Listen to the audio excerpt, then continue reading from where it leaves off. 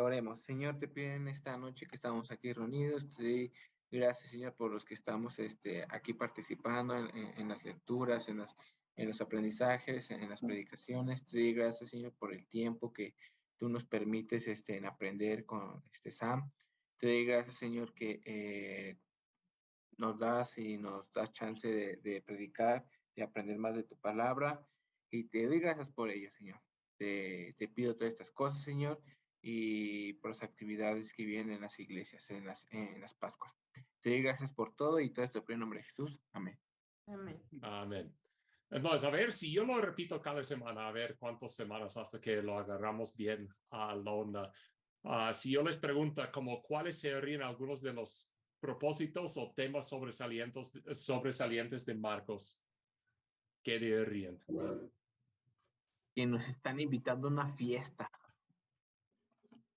De alguna forma, sí. Eso es lo que prediqué yo el domingo con las invitaciones de la semana pasada.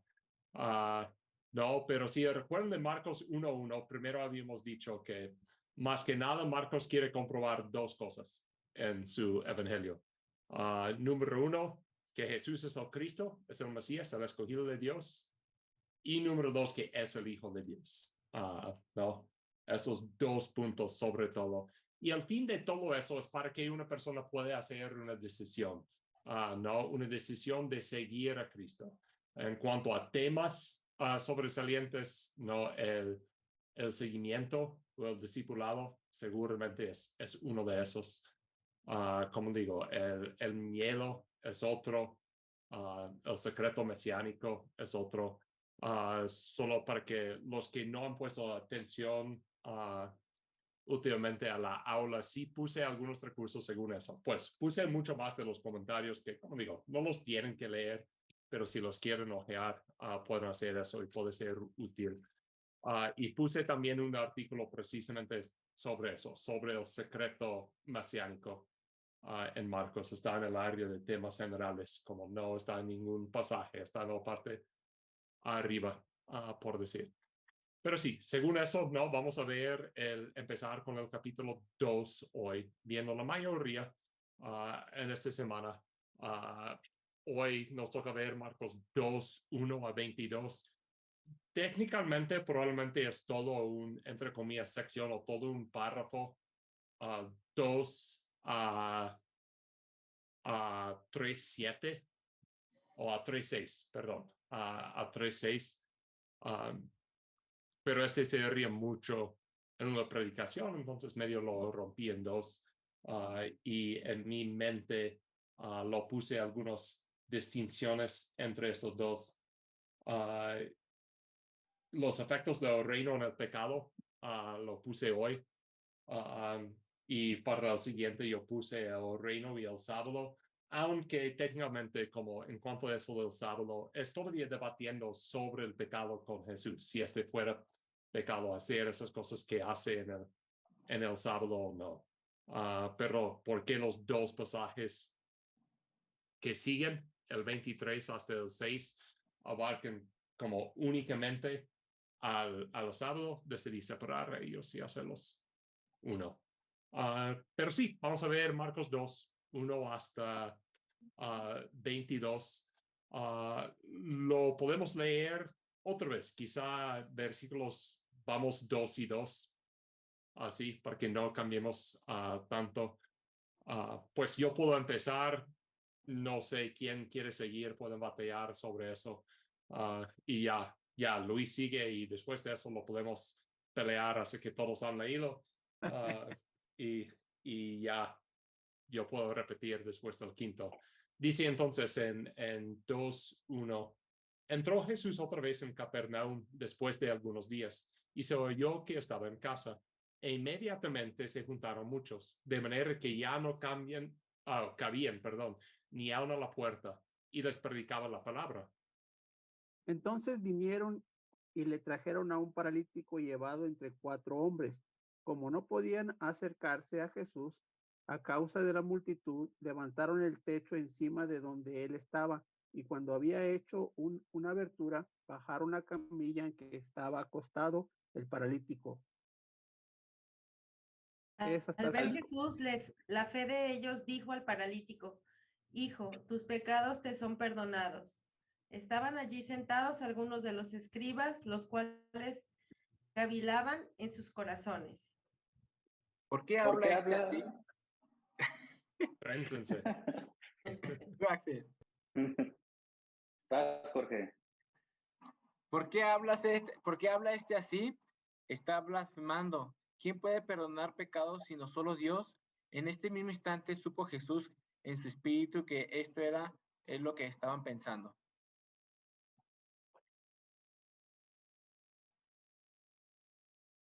¿Qué es? Falta un pedazo, ¿no? Sí, pero dejamos este último pedazo a ti también, Axel. Puedes leer 2:30. Les dijo, ¿por qué caviláis así en vuestros corazones? ¿Qué es más fácil, decir al paralítico, tus pecados te son perdonados? O decirle, levántate, toma tu lecho y anda. Pues para que sepáis que el Hijo del Hombre tiene potestad en la tierra para perdonar pecados, dijo al paralítico. Sí, y el 11 dice, a ti te digo, levántate, toma tu camilla y vete a tu casa. Él se levantó, tomó su camilla enseguida y salió caminando a la vista de todos. Ellos se quedaron asombrados y comenzaron a alabar a Dios. Jamás habíamos visto cosa igual, decían. Después volvió a salir al mar y toda la gente venía a él y les enseñaba. Y a él, y al pasar, vio a Leví, hijo de Alfeo, sentado al banco de los tribunales públicos y le dijo, sígueme. Y levantándose le siguió. Aconteció que estando Jesús a la mesa en casa de él, muchos publicanos y pecadores estaban también a la mesa juntamente con Jesús y sus discípulos, porque había muchos que le habían seguido. Falta el otro.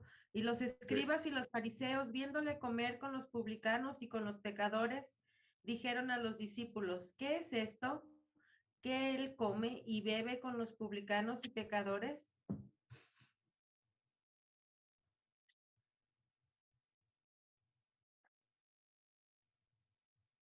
Jorge piensa que porque salió por un rato ya queda al final de la cola. Sigo yo, ¿verdad? Sí.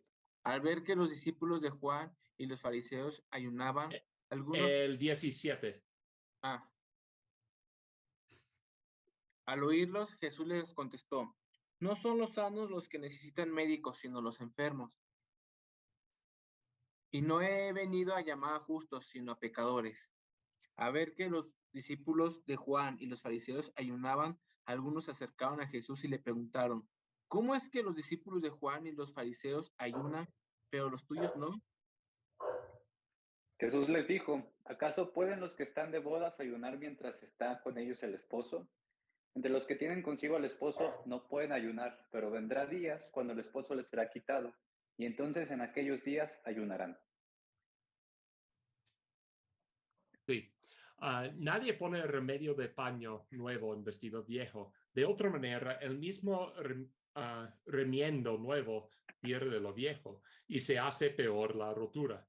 Y nadie echa vino nuevo en odres viejos. De otra manera, el vino nuevo rompe los odres y el vino se derrama y los odres se pierden. Pero el vino nuevo en odres nuevos se ha de echar. Sí, y yo voy a romper eso probablemente solo en 2 secciones acá. No, el primero es la historia del político, perdón, del paralítico. Sí, no, es una de nuestras historias favoritas en la escuela dominical. Muchas veces, miren, excavaron en el techo y algo así. Déjame compartir mi pantalla por un solo segundo. Tengo una foto acá de ese tipo de techo acá que pueden ver. No, ese tipo de techo hubiera sido comunes entre entre mucha gente, especialmente sobre la gente más humilde, por decir, pero probablemente era el techo en sí, a los que solo tenían una casa de una sola planta, por decir, sencillamente ver que sencillamente ramos con lodo y paja, se puede decir algo similar al adobe, por decir, con algunas ramas ahí igual. Entonces sí hubiera sido muy posible que sencillamente se excavaron ahí estos amigos. También debemos notar, empezando de donde salimos la semana pasada, habíamos dicho la semana pasada que en el capítulo 1, cuando Jesús les diga que no digan a nadie quién es y todo eso, no es para guardar un secreto en sí, necesariamente, sino es para que Jesús realmente pueda predicar a más personas. ¿No? Y aquí podemos ver una consecuencia de las personas que no habían hecho eso, porque dice que todos escucharon que ya estaba en casa de nuevo y se juntaron muchos, de manera que ya no cabían ni aún a la puerta. Y Jesús seguía ahí predicando. Y podemos ver que algunas personas estaban ahí para escuchar la predica, algunas otras personas parece que llegaron sencillamente para que Jesús les sanara. Por decir en este caso que sanaron a su amigo paralítico, porque dice que entonces vinieron a él unos trayendo un paralítico. Es interesante ver la voluntad de esos hombres. Yo creo que el paralítico estaba dispuesto, pero es interesante que ni habla de su voluntad. Por decir, y vamos a ver que hay muchas cosas pasivas, como vamos a ver en este pasaje, pero había esas personas que trajeron a un paralítico que era cargado por 4. No podían acercarse por la situación que acabo de decir. Descubrieron el techo de donde estaba y haciendo una abertura, bajaron al lecho en que yacía el paralítico. Al ver Jesús la fe de ellos, dijo al paralítico, hijo, tus pecados son perdonados. Algo muy, muy, muy interesante. Pues, obviamente este pasaje, o no este pasaje, esta frase es muy, muy, muy polémico, ¿no? Por 1000 razones. Número 1, es muy interesante cómo Jesús escogía sus palabras acá. Porque técnicamente, leyendo la frase, Jesús no necesariamente perdona los pecados de este hombre. Este no es para decir que no lo hizo, sí lo hizo de alguna manera, pero Jesús no explícitamente dice, mi hijo, yo te perdono tus pecados, ¿no? Jesús no dice directamente que es él perdonando los pecados de este señor, sino dice a este señor que sus pecados son perdonados. Y este puede servir de varias cosas. Número 1, puede suavizar un poco el golpe con los escribas, por decir, no. Si Jesús decía a ellos así de plano, mi hijo, yo te perdono tus pecados, este hubiera sido blasfemia, según ellos. Seguro, seguro, seguro. Pero no dijo eso. Como digo, dijo, hijo, tus pecados te son perdonados. ¿Quién es que perdonó los pecados de este hombre? No dice. Pero obviamente todavía hay algo de mucha autoridad ahí con Jesús. Porque Jesús está diciendo que él tiene este conocimiento de que sus pecados sí son perdonados. Por eso dice en la siguiente frase, ¿no? Estaban ahí sentados algunos de los escribas, los cuales cavilaban en sus corazones. Obviamente una frase que no usamos mucho hoy día, ¿no? Este señor cavilaba en su corazón. ¿Cómo lo traduce la NBI acá? Dice... blasfemando. ¿En qué versículo, perdón? Pues en el 6, sencillamente lo esquiva por completo, dice, y pensaban. No, estaban sentados algunos maestros de la ley que Pensaban en su pensaban. corazón. Sí. Creo que es una palabra acá que o en el griego que aún ustedes lo pueden identificar qué significa aún conocer el griego, ¿no? La palabra es dialogizomai. Oh, ya, sí. No puedo, es letra chiquita. Dialogizomai, ¿no? Como dialogar, pero dialogar adentro de sí mismo, ¿no? Como cada uno de ellos quedar ahí como, ¿qué está intentando decir acá? Todavía no lo está echando con todo, por decir. En otros lugares de Marcos sí va a ser más fuerte en lo que está intentando decir. Y va a decir cosas que más fuertemente lo liga con la divinidad. Pero acá, aunque sí es divino, porque sí perdona los pecados, y nosotros hoy día creemos que en este instante Jesús le está perdonando los pecados, no lo dice tan explícitamente.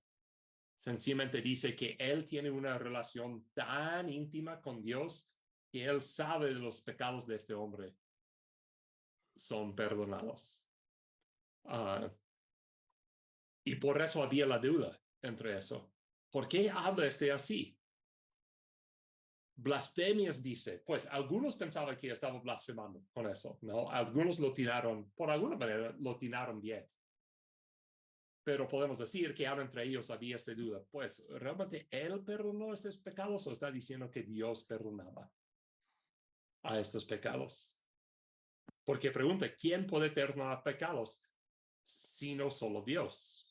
Y luego sigue, y conociendo luego Jesús en su espíritu, que cavilaban de esta manera dentro de sí mismos, les dijo, ¿por qué caviláis así en vuestros corazones? ¿Qué es más fácil decir al paralítico? ¿Tus pecados te son perdonados? O decirle, levántate, toma tu lecho y anda. Pues para que sepáis que el Hijo del Hombre tiene potestad en la tierra para perdonar pecados, dijo el paralítico, a ti te digo, levántate, toma tu lecho y vete a tu casa. Entonces él se levantó enseguida y tomando su lecho salió delante y no como ya pasó esta sanación. Varias cosas interesantes acá. Número 1, Jesús afirma a sí mismo como hijo de hombre. Es como la primera vez que lo hace. Y este en sí hubiera sido una declaración muy, muy fuerte, ¿no? Probablemente tenía en mente Daniel 7. Quizá no tan fuerte como en otros casos, pero sí, parece que en el tiempo entre Daniel y el Nuevo Testamento, llegó a ser un dicho sencillamente para clarificar eso de Daniel 7, es cuando Daniel tuvo esta visión de los 4 bestias, ¿no? Y el cuarto bestia salió y era más terrible que los demás. Pero cuando salió esta cuarta bestia tan terrible, es cuando dice que vio a uno sentado en su trono como un anciano de días. Y habla de eso, ¿no? Pero justo junto con eso, dice que había otro que llegó, un hijo de hombre. En ese caso, un hijo de hombre, ¿no? Montando a las nubes, con la autoridad de echar esta bestia a la mar. Y dice todas estas cosas. No. Entonces, en Daniel, aunque es un hijo de hombre, que de veras en el arameo sencillamente es manera de decir un ser humano, llegó en la tradición judía para decir, pues, ese no es cualquier ser humano, por decir. No es cualquier que tiene esta autoridad, que está apoderado por el Dios Altísimo por el anciano de días. Entonces llegó a ser desde un hijo de hombre hasta ser el hijo de hombre. Y Jesús está afirmando que Él es esta persona. En alguna manera, esa es la primera afirmación explícita de Jesús, que Él es el Mesías. Él es el escogido. Pero lo interesante en eso, aunque Jesús afirma eso, es interesante porque en la literatura judía que tenemos hasta hoy día, los judíos no estaban convencidos que el Hijo del Hombre iba a tener el poder para perdonar los pecados. ¿No? Ellos reconocían que el Mesías era alguien muy importante, pero hasta la fecha, hasta la llegada de Jesús, no habían reconocido que el Mesías iba a tener la autoridad de perdonar los pecados. Y es porque vieron al Mesías y a Dios como personas distintas, si me explico. No, obviamente en la literatura judía de aquellos días hace mucho referencia a Isaías 53, ¿no? Y del siervo sufriente y todo lo que iba a padecer, y dice que va a padecer por nuestros pecados, que va a tener nuestros pecados montados sobre él. Pero nunca dice explícitamente que es este Hijo de Hombre que perdona a los pecados. Entonces acá por primera vez en los evangelios empezamos a ver esta mezcla, pues, ¿cómo es que el Mesías sea el escogido de Dios, pero Dios a la vez? Es escogido de Dios. Perdón, entonces aquí en el versículo 10, esa es una frase muy polémica. Pero para que sepáis que el Hijo del Hombre tiene potestad en la tierra para perdonar pecados. Entonces aquí Jesús está afirmando dos cosas. Número uno, está afirmando que es el Mesías. Y número dos, está afirmando como su identidad divina también, porque en una sola frase dice que Él es el Hijo del Hombre y también dice explícitamente esta vez, mira, soy yo quien perdona estos pecados. No, la primera vez que lo dijo no era tan explícita. Pero estos son más detalles. En la historia, en la macrohistoria, por decir, probablemente la cosa más importante acá que podemos ver otra vez es como Jesús empezando a restaurar la creación, ¿no? En aquellos días, y creo que ustedes lo conocen de otras historias bíblicas, ¿no? Recuerdan en otra historia en los evangelios, cuando Jesús sana al paralítico que está al lado de los, ¿cómo se llama en español? Como las aguas de Siloam, de las albercas. Sí, las albercas ahí, que dice que de vez en cuando el Espíritu viene y mueve estas aguas y el primero en entrarse estas aguas. Aguas de Salomón, algo así. Sí, de Siloam. Sí, las aguas de Siloam. Hay esto, y también había en Juan, cuando Jesús sanaba el ciego. Y después de esas sanaciones, la gente pregunta, ¿no? ¿Y quién era el pecador? ¿No? Con el ciego es muy, muy explícito. Y con este otro paralítico es implícito. Con el ciego en Juan es muy, muy explícito. ¿Quién es el pecador? ¿Este hombre o sus padres para que quedara ciego? Como para ellos, estas deformidades físicas siempre percibían como maldición de Dios. Pero maldición por un pecado personal, ¿no? Por alguna manera nosotros lo reconocimos que es maldición de Dios, quizá no maldición personal, por decir, y esa es la gran diferencia. Nosotros reconocemos, pues, es un efecto de la maldición de la caída en general del hombre. Esas cosas. En aquellos días, si algo era un defecto de nacimiento, un defecto congénico, genónimo, por decir, era un pecado de los padres. Si alguna deformidad llegó a ser en el desarrollo del hombre, entonces era por pecado de este hombre. De veras, hay en la literatura rabínica que tenemos, entonces este vino un poco después de los días de Jesús, pero quizá cuenta una tradición antes de Jesús porque se escribía justo en estos años. Hay un dicho entre los rabís que dijo que ninguno se levanta de su lecho de enfermedad hasta que todos sus pecados le son perdonados. Este era un dicho entre los rabís.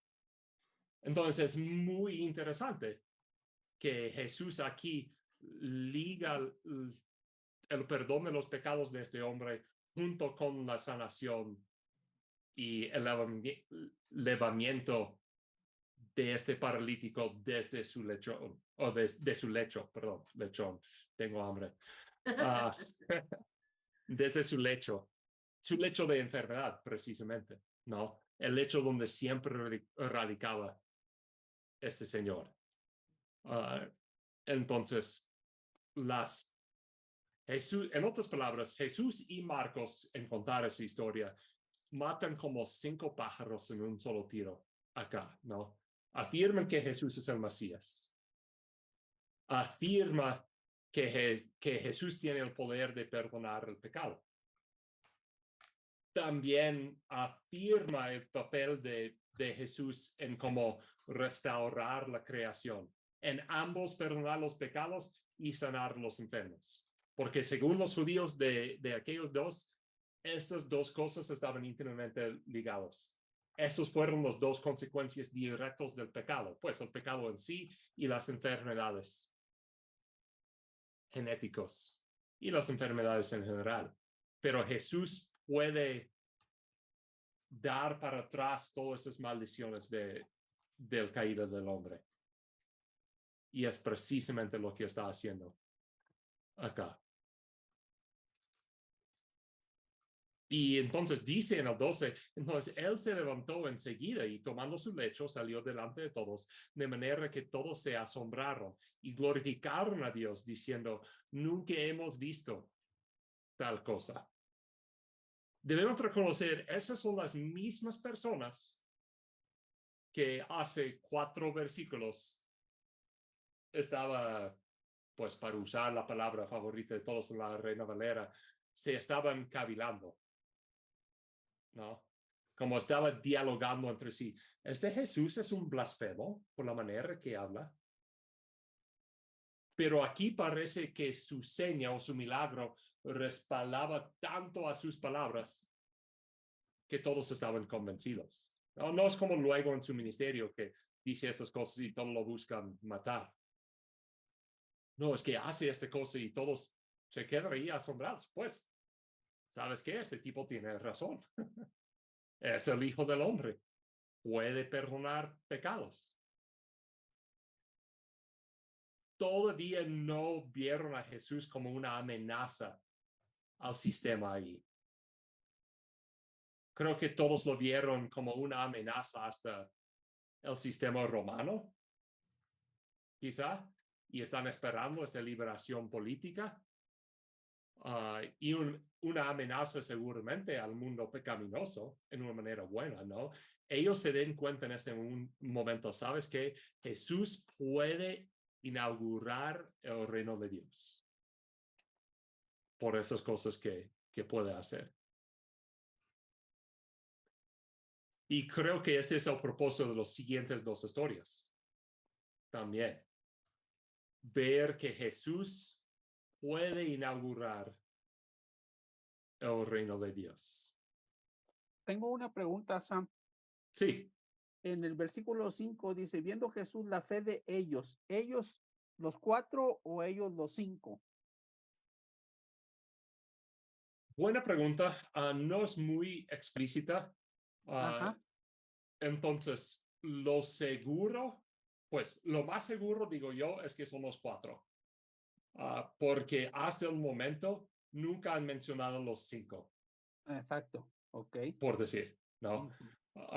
No sé si yo querría insistir mucho en este punto, pero para mí lo más seguro es que sí son los 4. Los 4 porque, que lo llevaron. Sí, exactamente. Y precisamente por eso, porque en el versículo 2, ¿es el 2 o es el 3? Es el 3, perdón. Es completamente pasivo el paralítico. Entonces vinieron a él unos trayendo a un paralítico. 4 ¿no? hombres. Sí, podría haber dicho que no vinieron a él unos con un paralítico. Ok.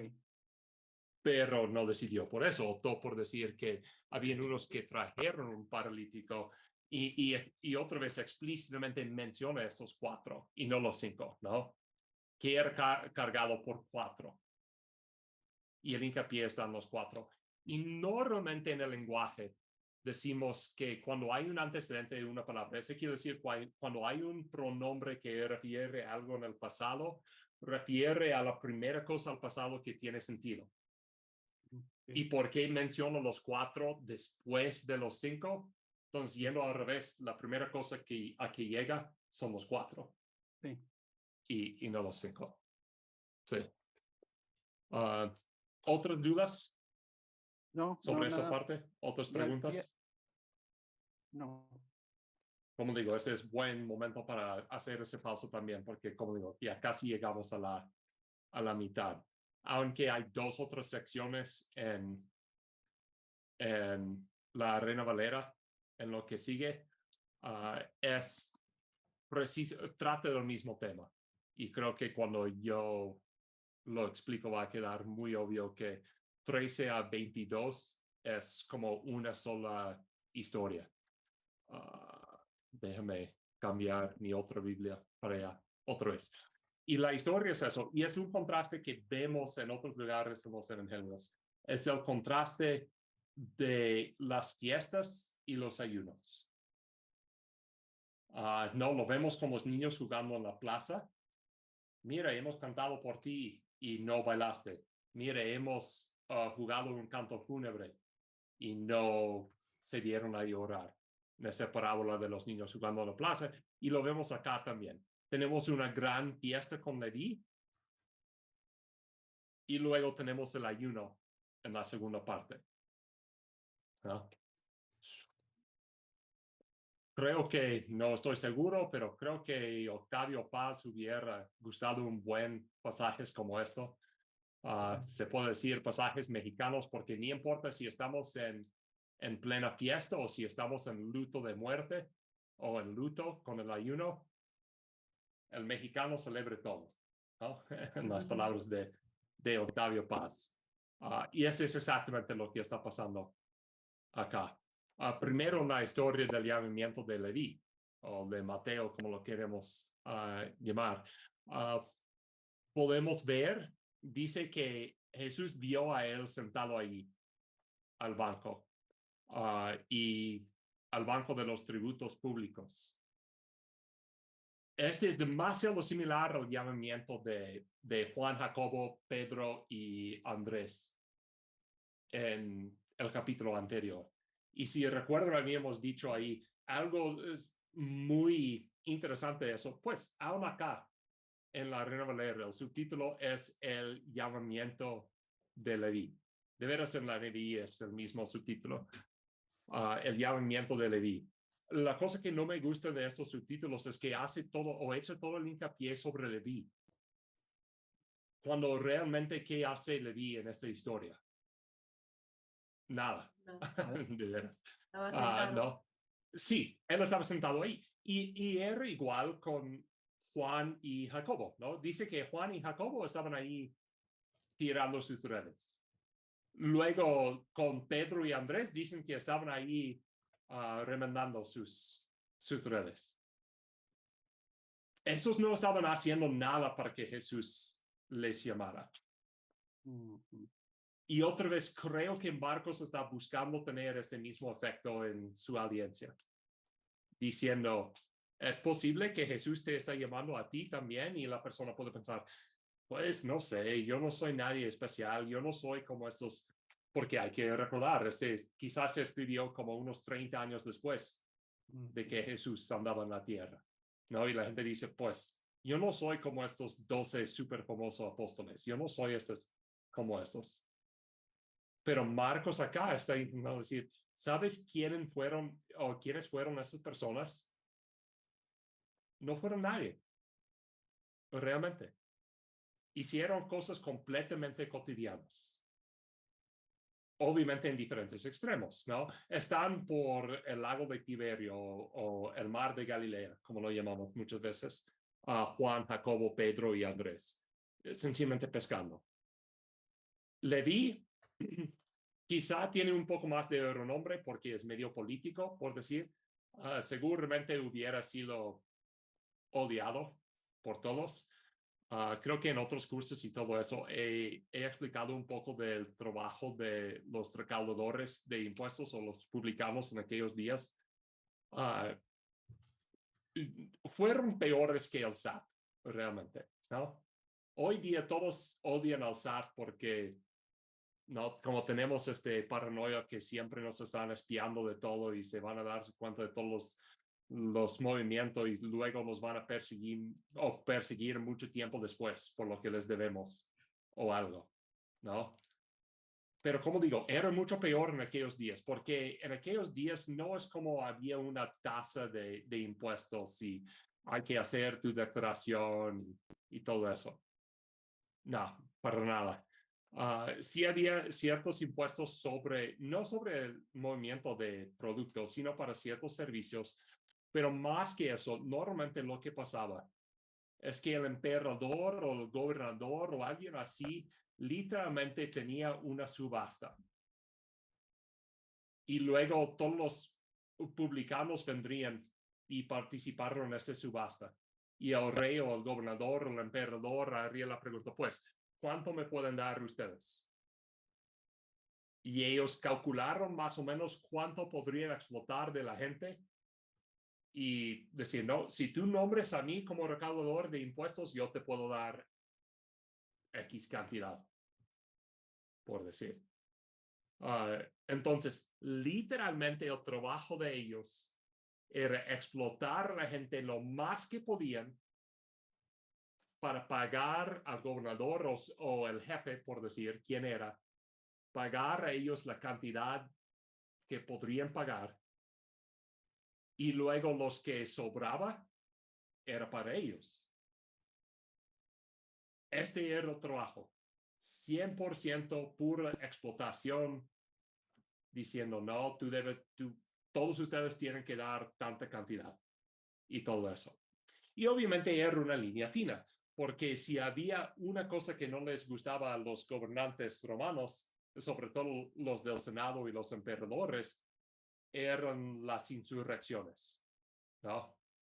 Entonces, literal, el trabajo de ellos era averiguar cuán cerca podrían empujar la población hacia la insurrección por impuestos absurdos sin cruzar esa línea.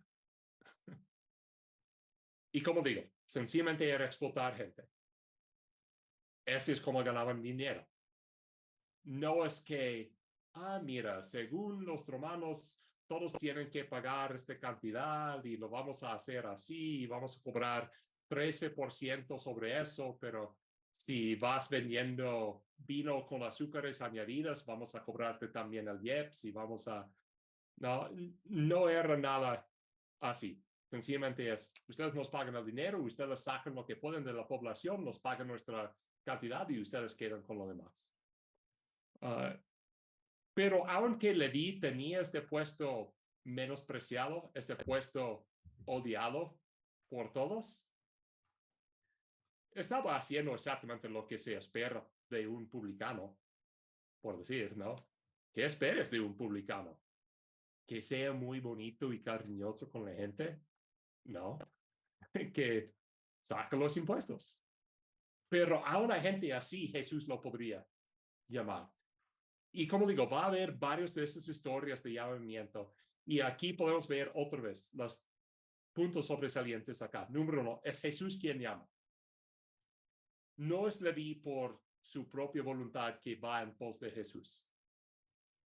Es Jesús quien llama. Y luego Leví responde a este llamamiento y sigue en pos de Jesús. Pero es Jesús que hace el llamamiento.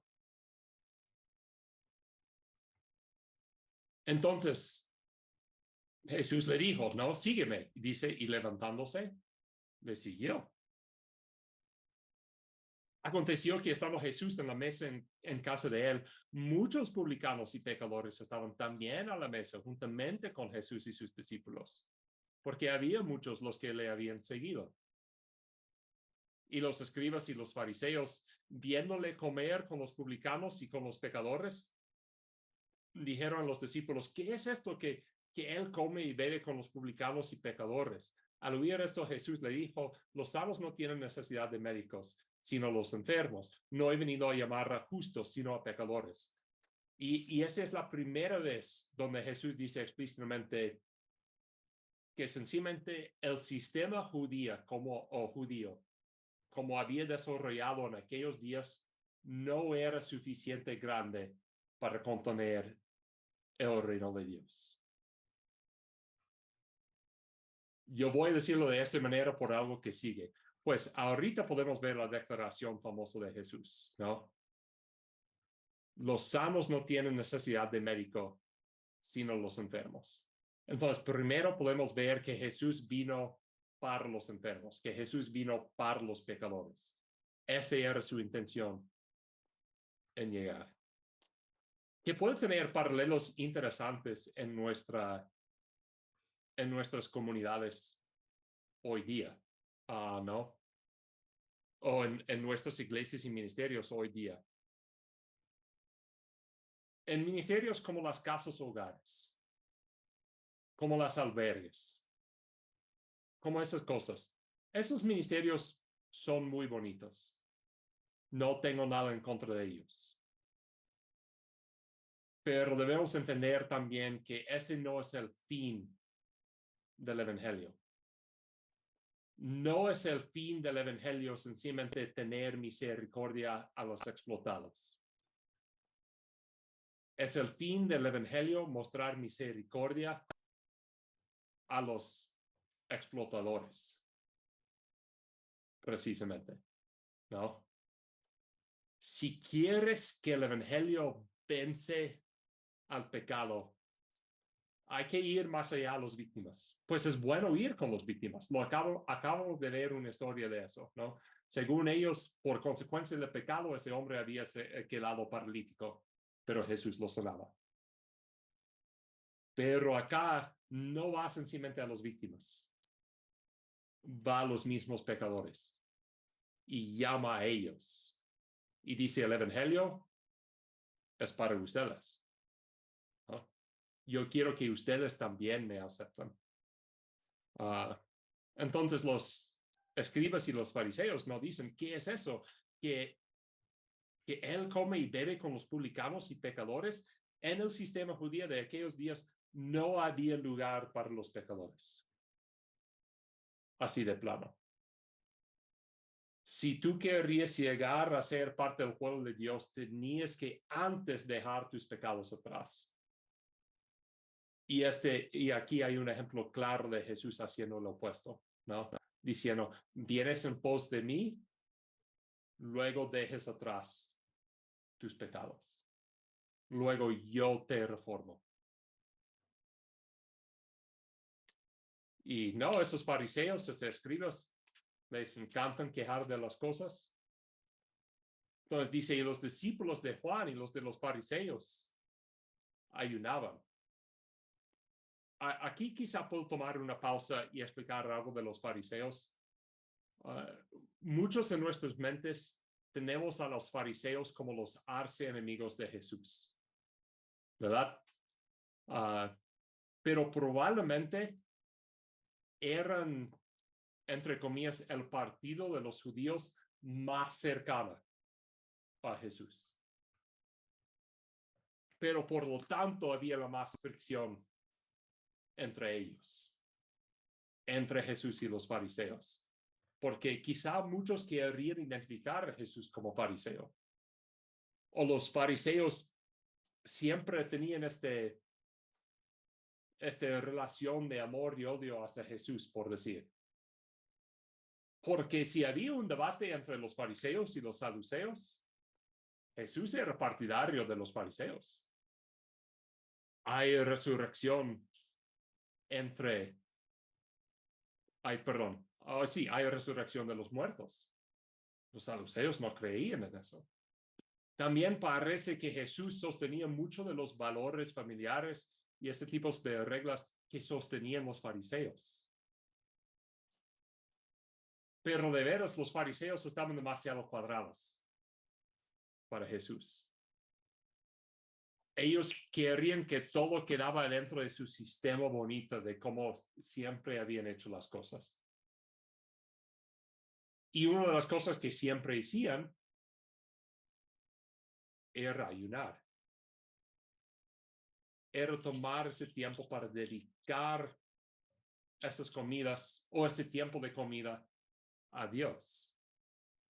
Y dice, los discípulos de Juan y los fariseos ayunaban y vinieron y le dijeron, ¿por qué los discípulos de Juan y los de los fariseos ayunan y tus discípulos no ayunan? Jesús les dijo, ¿acaso pueden los que están de bodas ayunar mientras está con ellos el esposo? Entre tanto que tienen consigo el esposo, no pueden ayunar. Y luego dice, pero vendrán días cuando el esposo les será quitado.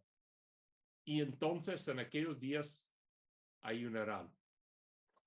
Algo muy importante acá es no que el esposo se va. De veras, en aquellos días en las celebraciones de las bodas, y ese es algo muy raro, en la celebración de las bodas, no era que los novios se fueran, ¿no? Porque muchas veces la fiesta estaba en la casa de ellos, sino era que los invitados se fueron al final de la fiesta y ellos se quedaron ahí. Hay que recordar, 25% de la población es mendiga. Otro 20% apenas sobreviven. No es como, mira, vamos a casarnos y luego vamos a tomar 2 semanas de luna de miel y vamos a hacer esas cosas y todo va a ser bonita. No, ahorran para tener esa fiesta en su nueva casa muchas veces y tienen una fiesta, pero ya cuando llega a ser muy noche se van los invitados, no los novios.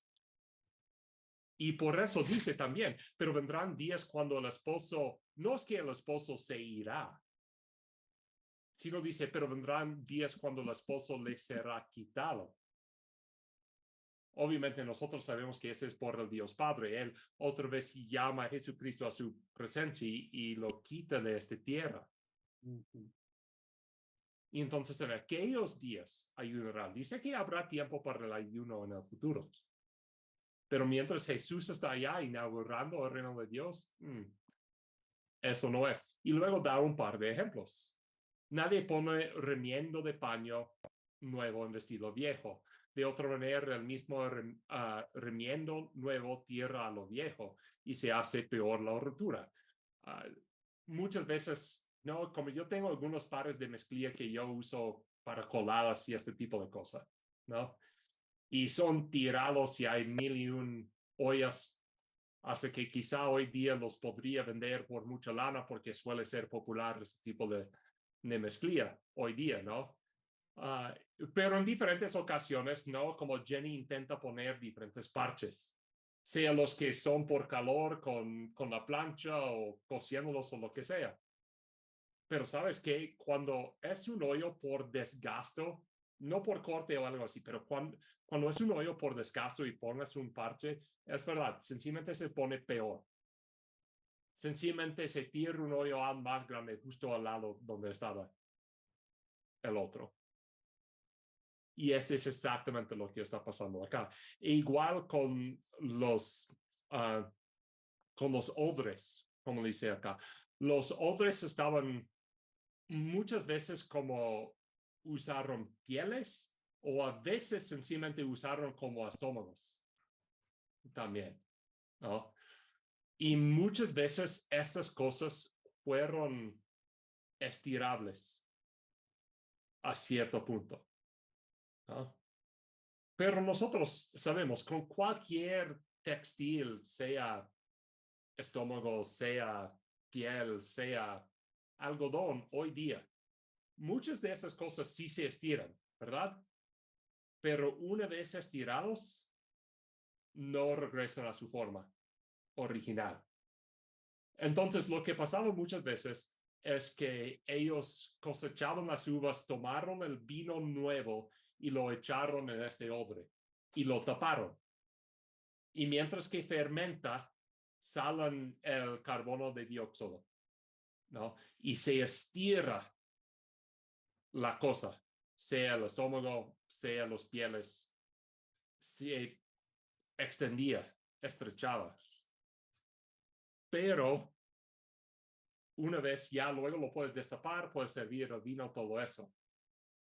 Pero si intentas usar esa cosa de nuevo, ya estiró. Entonces, si yo vacío todo eso y echo más vino y lo tapo otra vez, hace que esté lleno y lo tapo otra vez, con esa presión que crece y con ese carbono de dióxido que llega ahí de nuevo, muchas veces se explota el odre, literal, ¿no?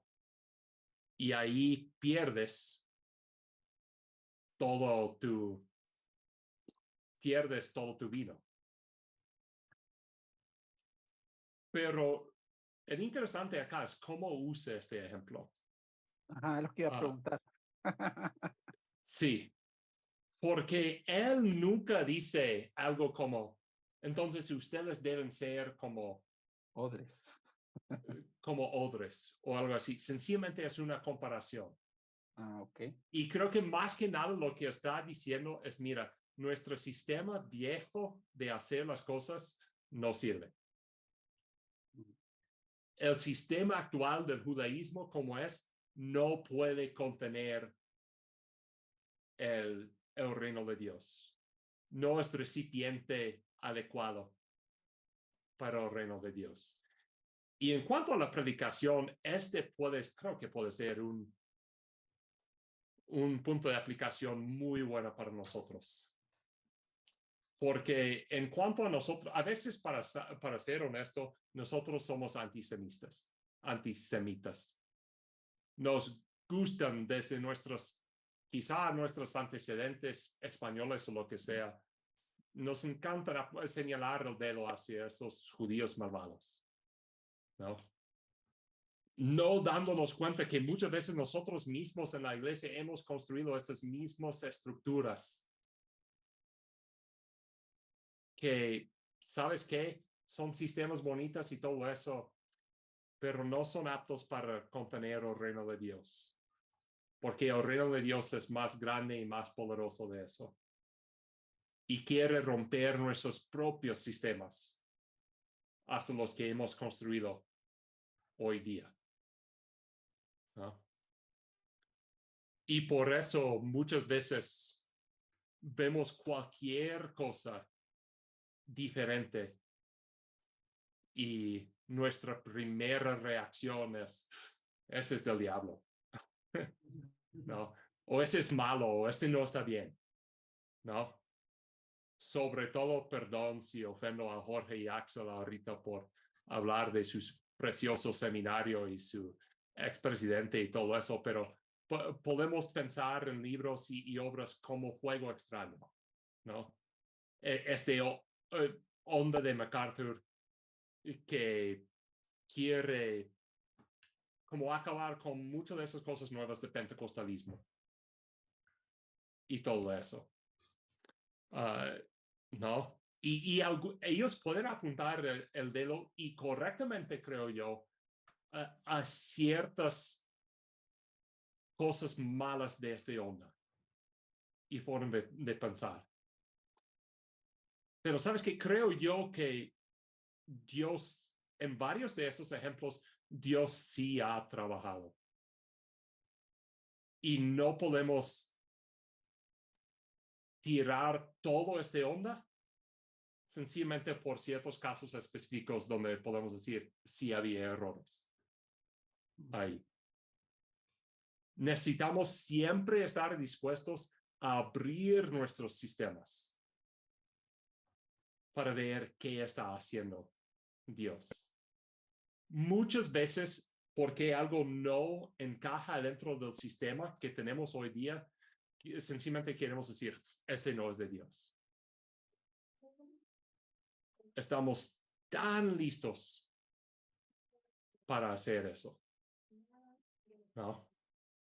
E igual, yo podría poner ejemplos al revés. Como digo, mi mamá era coordinador de alabanzas, era su título porque nunca quiso el título de pastora ni nada así.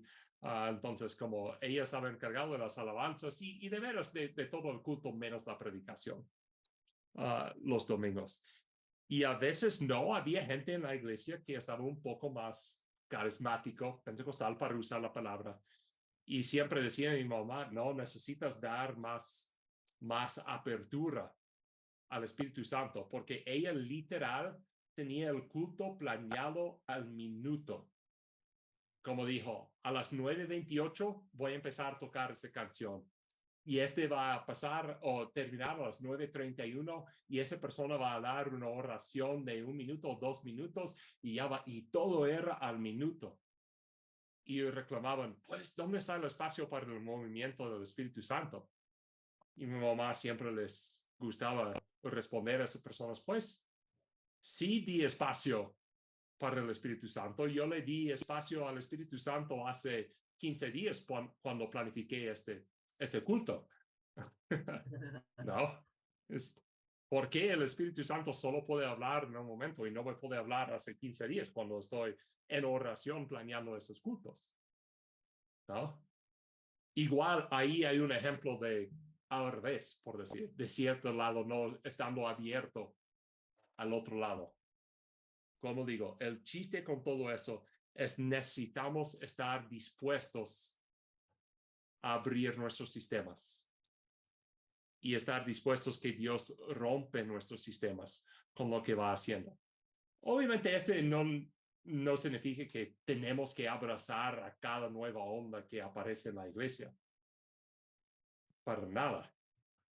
Pero sí dice que nuestro instinto primordial no puede decir, ese no cabe dentro de mi sistema, está mal. Nuestro instinto primordial tiene que ser examinar nuestro sistema y a ver si necesitamos modificar nuestro sistema en lugar de lo que está pasando. No sencillamente modificar lo que está pasando para que esté de acuerdo con nuestro sistema. Sí. Nos encantan los sistemas. Nos encanta cuando Dios obra sencillamente hagas A, Dios hace B y llegamos a paraíso C. Nos encanta eso.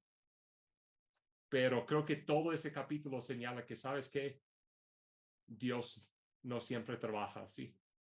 El sistema antiguo dijo que si tus papás pecan, tú naces paralítico. O si tú pecas en tu infancia, vas a ser paralítico. Pero Jesús dice, número 1, ni me importa si peques, yo te perdono. Y número 2, si yo quiero si eres pecador o no, yo te puedo hacer caminar. Rompió los sistemas. También ni me importa si eres odiado publicano, yo puedo llamar a quien quiero. Rompió el sistema. También con el sistema. Todos los buenos religiosos en aquellos días estaban ayunando.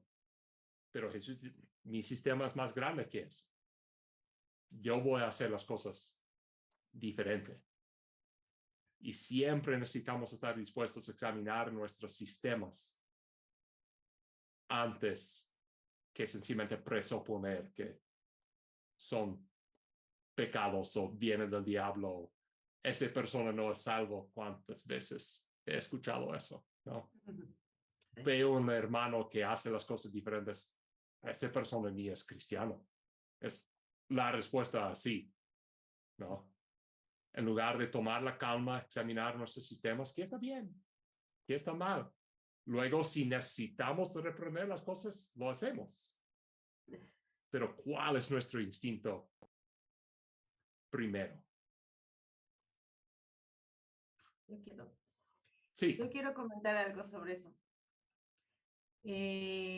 Por ejemplo, hoy en nuestra iglesia, ahí en Cumbres, pues hay un grupo de oración que se formó entre varias mujeres. Al principio pues había ciertos detalles, ¿verdad, Sam? Sí, ciertos detalles. Donde pudimos decir que lo principal siempre era Dios, no los métodos y demás. Y hoy me doy cuenta que, bueno, yo en ninguna iglesia había visto así un grupo específico de oración y que hubiera en el culto ese tiempo. Y yo al principio estaba así de, bueno, va a ser más tiempo y esto, y nosotros tenemos que ir al centro y mil cosas, ¿eh? Pero estoy contenta de cierta manera de que hubiéramos mi esposo y yo tener esa apertura, digamos, en nuestra mente y romper un poquito con lo que a lo mejor como bautistas, como evangélicos, no sé, siempre fuimos como más, pues no teníamos ese tipo de cosas. A lo mejor había un día de oración, pero no dentro del culto. Y hoy me siento contenta y lo confirmo aquí en lo que estamos estudiando porque ha habido gente que ha llegado a la iglesia nueva, simple y sencillamente porque quieren que oremos por ellos. Entonces, he escuchado comentarios así a veces en la tienda o así de que voy y oigan, ¿verdad que ustedes oran por los enfermos los domingos? ¿Verdad que puede ir cualquier persona? Entonces, pues es ahí una prueba de que pues no debemos encasillar a Dios en una sola cosa, cuando Él puede hacer muchas cosas y de muchas maneras. Sí. Y del nivel macro, por decir, en el mundo teológico y las misiones, en mi opinión, esa es la diferencia entre hacer misiones y ser colonialista. No, si sencillamente yo llego con mi patrón y digo, vamos a hacer las cosas de esta manera, este es colonialismo. No, pero si yo llego a decir, vamos a seguir a Dios y vamos a ver cuál forma toma su adoración de Dios, sí tomando en cuenta ciertas bases, ¿no? Claro, sí. Y eso, ¿no? Y hemos hablado de eso, Gris, obviamente, ¿no? ¿Cómo podemos manejar estas cosas? Pero este se llama misión verdadera, dejar que estas personas sean los cristianos que Dios los llamó a ser y no imponiendo nuestro cristianismo sobre ellos. Y solo podemos hacer eso si nuestro primer instinto es examinar nuestro sistema y no es juzgar a esa persona. Como digo, a veces sí tenemos que juzgar a esa persona, ¿no? Y yo creo que ese es un buen ejemplo, ¿no? Porque habíamos hablado de la diferencia entre el símbolo de la fe con el aceite y todo eso. Es un símbolo y no debemos confundir el símbolo con lo que Dios realmente está haciendo. Exacto. No, y hemos hablado de esas cosas, pero sí, yo creo que ese es un buen ejemplo de eso. ¿No? A veces hay que hacer las cosas diferentes porque los sistemas de Dios, el reino de Dios es más grande que nuestros sistemas. Sí. Más que nada, yo creo que este es el tema principal de este pasaje y este capítulo. Sí. Y como digo, realmente este tema sigue en el siguiente pasaje, el 23 hasta el 3:6, pero todo eso está explícitamente identificado con el sábado y como es más grande que su idea del sábado. Entonces hice esto sección ajeno, aunque es como su punto, por decir, del mismo. ¿Sí? ¿Otras preguntas, comentarios, otras maneras en que han visto esto en sus vidas? Porque como digo, la más historia es que escucho ahorita lo mejor que yo puedo predicar este pasaje el domingo y usar estos ejemplos, ¿no? Usar estas cosas que hemos visto en nuestras vidas y en nuestros ministerios.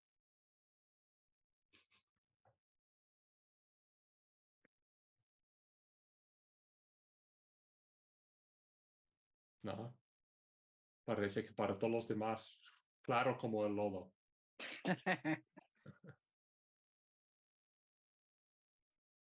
Uy, pensaba que Axel iba a decir algo, pero se arrepintió. Entonces, si no tienen otras preguntas, otras dudas sobre eso, los dejo para hoy. No sé si Axel puede orar por nosotros para terminar. Sí. Señor Dios Padre amado, te damos gracias por este día, gracias Señor por este estudio, porque podemos seguir por el libro de Marcos. Te rogamos Señor que todo lo que aprendemos podamos usarlo bien, que nos ayude ya sea dando la predicación el domingo o nos ayude también reflexionando nuestras propias vidas acerca de tu grandeza, Dios, y cómo realmente debemos reaccionar ante ti, amoldándonos nosotros ante ti, no tratando de amoldar nuestras percepciones a lo que tú eres. Pero vamos que estés con nosotros durante lo que resta de la semana y que nos cuides en todo momento y nos ayudes a descansar el día de hoy. En el nombre de tu Hijo Jesucristo. Amén. Amén. Amén.